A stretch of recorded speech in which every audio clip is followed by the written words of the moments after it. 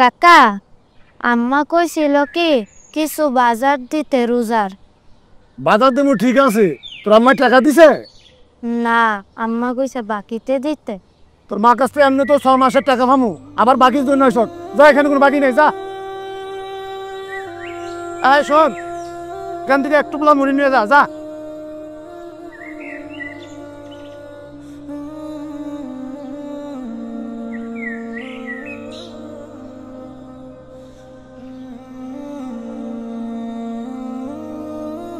ভাইয়া, আমার লেগা বাজার থেকে লাল শরবত নিয়ে আইও।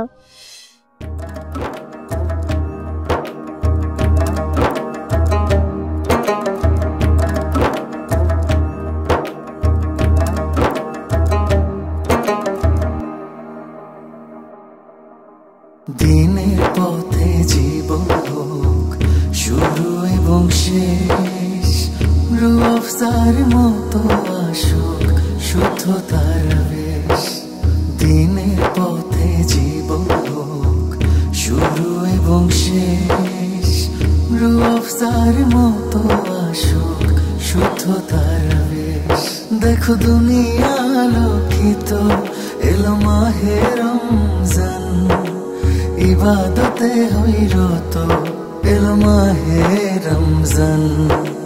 দিনের পথে জীবন হোক শুরু এবং শেষ, রূহ আফসার মতো আসুক শুদ্ধতার বেশ। এবার আমি 10টা রোজা রাখবো। মা, ভাইয়া আসতেছে। ভাইয়া, ভাইয়া, তুমি লাল শরবত আনো নাই? কিরে, তোর হাতে খালি মুড়ি কেন, আর কিছু আনোস নাই? মা, ভাইয়ার কও না লাল শরবত আইনা দিতে, আমি লাল শরবত দিয়ে ইফতার করবো।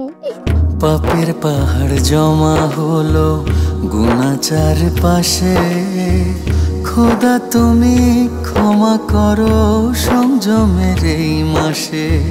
পাপের পাহাড় জমা হলো গুনাহ চারিপাশে, খোদা তুমি ক্ষমা করো সংযমের এই মাসে।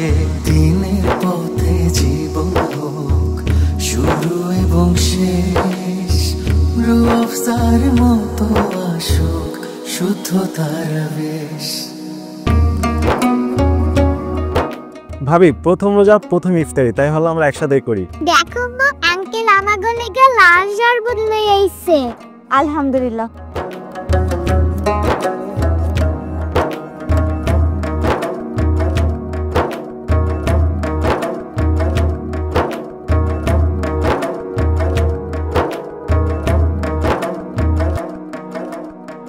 সেহরি ইফতার নামাজেতে কি যে শান্তি মেলে, দয়াল কিছু চাই না আমি তোমার দয়া পেলে।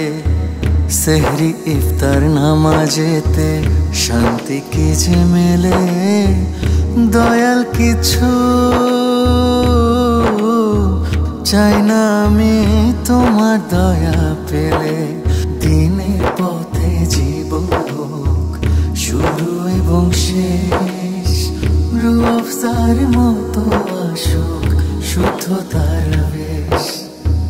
রূহ আফসার মতো আসুক শুদ্ধতার বেশ।